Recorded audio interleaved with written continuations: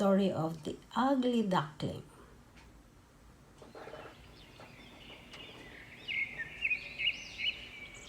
Once upon a time, 5 eggs began to hatch. One by one, pretty yellow ducklings came out of their shells, but one egg was not like the others. When it cracked, out came a clumsy little gray bird with a great long neck. The other animals in the barnyard made fun of the ugly duckling.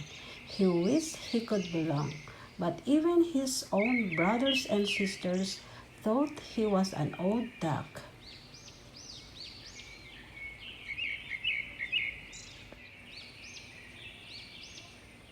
So, one day, when everyone was pestering him, the ugly duckling decided to run away. He flew over the heads and made a little nest for himself, all alone at the edge of a pond.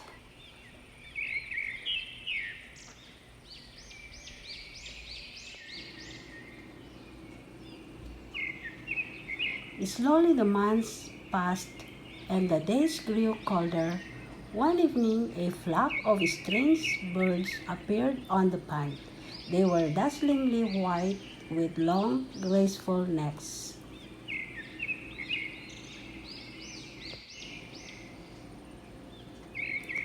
Never had the ugly duckling seen such beauty. With a strange, sharp cry, the birds spread their wings and flew off. The ugly duckling swam madly around on the little pond, and then he too cried out a strange sharp cry. He longed to fly away with the beautiful birds.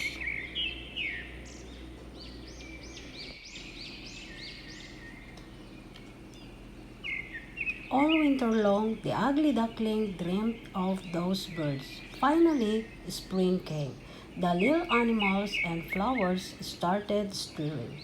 One fine day, the ugly duckling saw 2 beautiful white birds, like those had dreamed of all winter.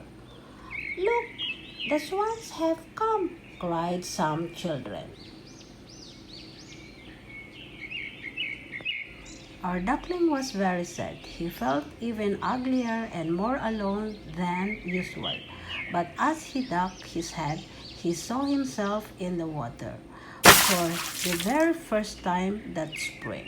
He had a long, graceful neck and dazzling white feathers. He was no longer an ugly duckling, he was a swan.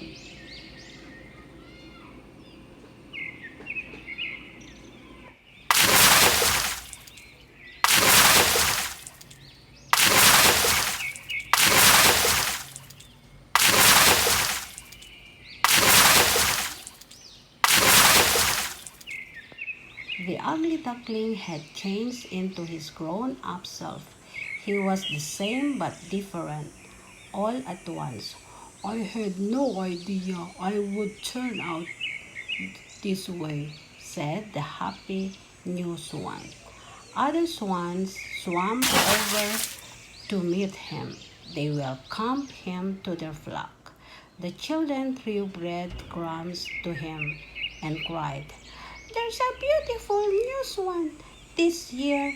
He had found where he belonged at last.